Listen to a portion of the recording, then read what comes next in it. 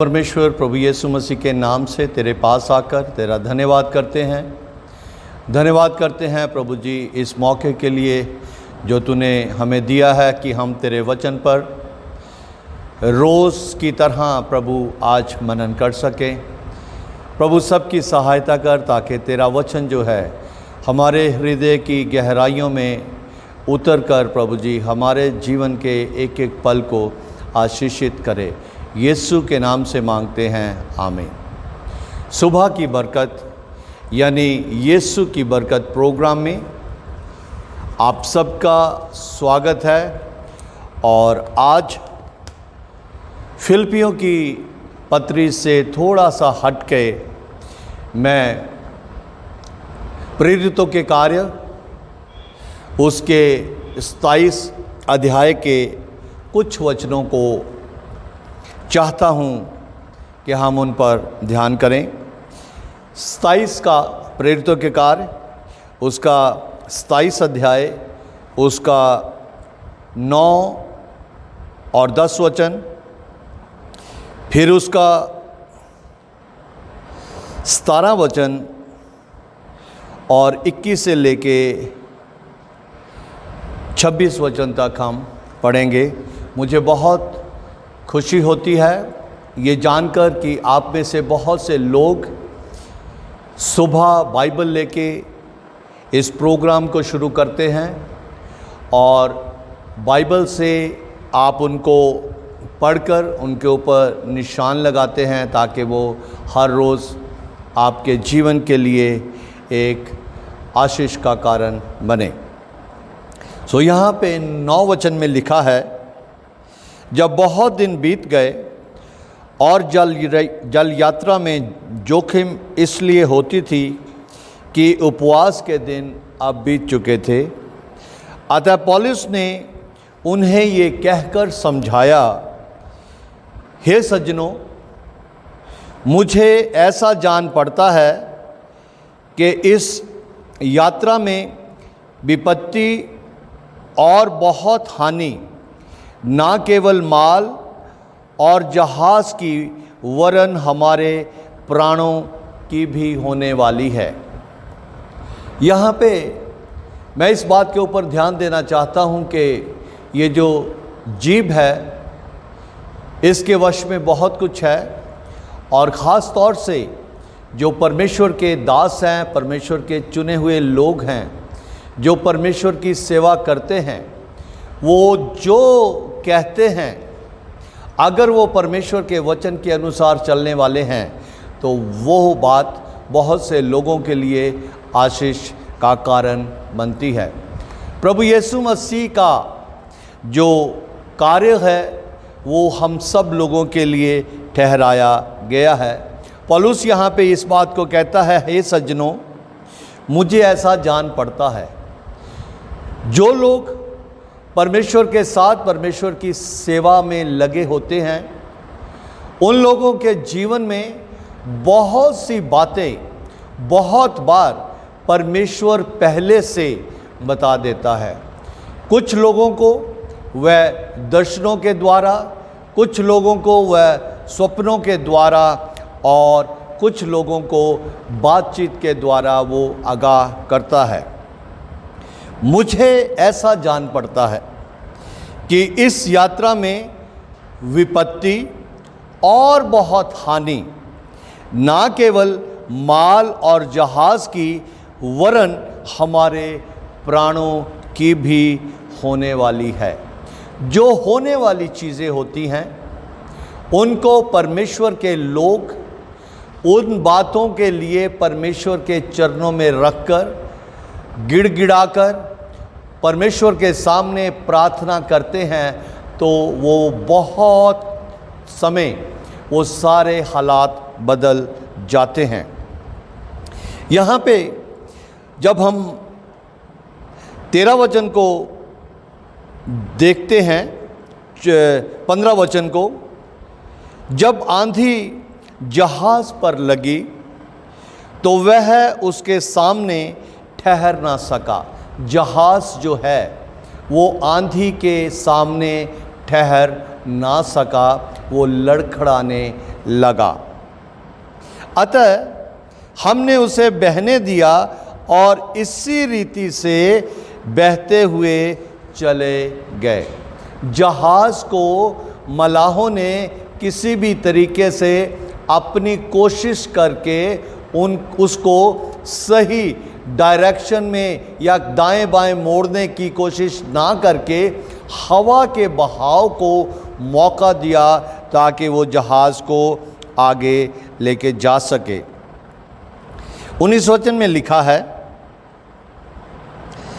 जब तीसरे दिन उन्होंने अपने हाथों से जहाज़ का साजो सामान भी फेंक दिया, क्योंकि ऊपर परमेश्वर का दास इस बात को कहता है कि हमारा माल का नुकसान होगा, जहाज़ का नुकसान होगा, यहाँ तक कि प्राणों का भी नुकसान हो सकता है। और यहाँ पे उन्होंने जहाज़ का सामान जो है फेंकना शुरू कर दिया ताकि जहाज़ हल्का हो जाए, या क्या कारण हुआ होगा। 20 वचन में लिखा है, जब बहुत दिन तक सूर्य ना तारे दिखाई दिए, ना सूर्य ना तारे दिखाई दिए और बड़ी आंधी चलती रही, तो अंत में हमारे बचने की कोई आशा ना रही। हालात ऐसे हो गए कि उस समुंदर में जहाज़ के अंदर जो जितने भी लोग थे उनको अपने अपने जीवन की अब चिंता होने लगी। उनको हल्का हल्का सा ये पता लगने लगा कि अब हमारा अंत आ गया है। तो फिर आगे आप लोग इस के पीछे जो कुछ हुआ है उसको पढ़ सकते हैं, इसलिए मैं आगे बढ़ता हूँ।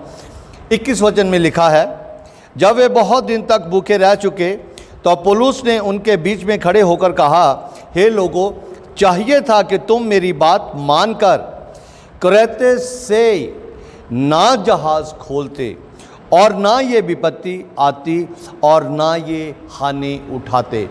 बहुत बार अजीज़ों, जब हम परमेश्वर की बात को नहीं मानते, परमेश्वर की बात इस वचन के द्वारा, अपने दासों के द्वारा जब हमारे पास पहुंचती है और हम लोग उसको नहीं मानते, तो यहाँ इस वचन से हम सीखते हैं कि हानि उठानी पड़ती है। पौलुस रसूल उनको कहता है कि अगर तुम मेरी बात मान लेते तो किसी भी तरीके से हानि तुम्हें ना उठानी पड़ती, परंतु अब मैं तुम्हें समझाता हूँ। ये पूरा वचन मुझे समझाने के लिए, मुझे उपदेश देने के लिए, आप सबको इन बातों से सीखने के लिए हर रोज़ सुबह की बरकत आपके घरों में आती है। अब मैं तुम्हें समझाता हूँ कि डांडस बांधो। पिछले दिनों में हमने इस बात को देखा कि मसीह में स्थिर रहना एक बहुत ही ज़रूरी बात है। डांडस बांधो, क्योंकि तुम में से किसी के प्राण की हानि ना होगी, पर केवल जहाज़ की। परमेश्वर के सामने पौलुस रसूल, मैं समझता हूँ कि वो बहुत गिड़गिड़ाया होगा और परमेश्वर के सामने उसने बात रखी होगी कि प्रभु, कोई भी जान जो है वो नुकसान ना उसका हो। क्यों ये बात वो कह रहा है? 23 वचन में देखते हैं, क्योंकि परमेश्वर जिसका मैं हूँ, क्योंकि परमेश्वर जिसका पौलुस है, क्योंकि परमेश्वर जिसका मैं हूँ और उसकी सेवा करता हूँ, उसके स्वर्गदूत ने आज रात मेरे पास आकर कहा, मैं जिसका सेवक हूँ, मैं जिसकी सेवा करता हूँ। कल हमने देखा था कि पौलुस रसूल इस बात को कहता है कि जैसी चाल मैं चलता हूँ वैसी चाल तुम भी चलो, क्योंकि पौलुस ने इस बात को डिक्लेयर किया कि मैं मसीह की सी चाल चलता हूँ। और यहाँ पे स्वर्गदूत ने उसको आके कहा था कि फिलिप्पुस, पौलुस, तू मत डर, पौलुस तू मत डर, तुझे कैसर के सामने खड़ा होना अवश्य पड़ेगा। और 25 वचन में लिखा है, इसलिए हे सज्जनों ढाढ़स बांधो, क्योंकि मैं परमेश्वर का विश्वास करता हूं और जैसा मुझसे कहा गया है वैसा ही होगा। यहां पे जब पौलुस ने इस बात को कहा कि मैं परमेश्वर का हूं, जिस परमेश्वर की मैं सेवा करता हूं, अजीजों इस बात को समझना बहुत ही ज़रूरी है। जब मेरा उद्धारकर्ता इस संसार में आने वाला था, स्वर्गदूत जब मरियम के पास पहुंचा, उसने उस सुसमाचार को मरियम तक पहुंचाया। मरियम ने वो सब कुछ सुनकर पहले तो घबरा गई, फिर उसने कहा, देख मैं प्रभु की दासी हूँ, मेरे लिए तेरे वचन के अनुसार हो। यहाँ पे हम देखते हैं कि पौलुस रसूल इस बात को कहता है कि मैं उस परमेश्वर का दास हूँ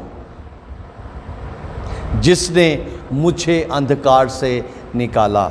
मैं और आप किसके दास हैं, किसके सेवक हैं? और अगर हम प्रभु यीशु मसीह के सेवक हैं, सच्चाई से उसकी सेवा करते हैं, तो अजीज़ों इस बात को जान लें कि जो कुछ परमेश्वर कहता है वो पूरा होता है।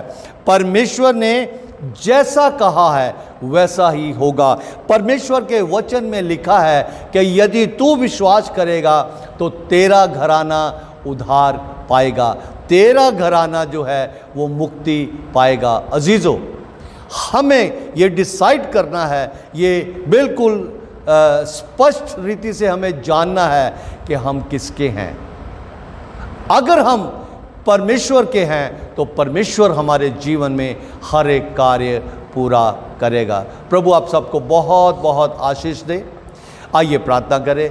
पिता परमेश्वर, प्रभु यीशु मसीह के नाम से तेरे पास आकर तेरा धन्यवाद करते हैं इस वचन के लिए। प्रभु अनुग्रह दे ताकि हम इस बात को डिक्लेयर कर सके कि जिस प्रभु को हम मानते हैं, जिस प्रभु की हम सेवा करते हैं, जिस प्रभु की हम आज्ञा को मानते हैं, वो विश्वास योग्य है, वो सच्चा है। इसलिए प्रभु हम सब की सहायता कर कि इन आखिरी दिनों में जब पूरी तरह से समस्या है, हम तुझ पर विश्वास करें और बहुत से लोगों के लिए प्रभु जी हमारा जीवन आशीष का कारण बने। तेरा धन्यवाद करते हैं, तूने वचन सुनने में सबकी सहायता की। यीशु के नाम से मांगते हैं, आमीन।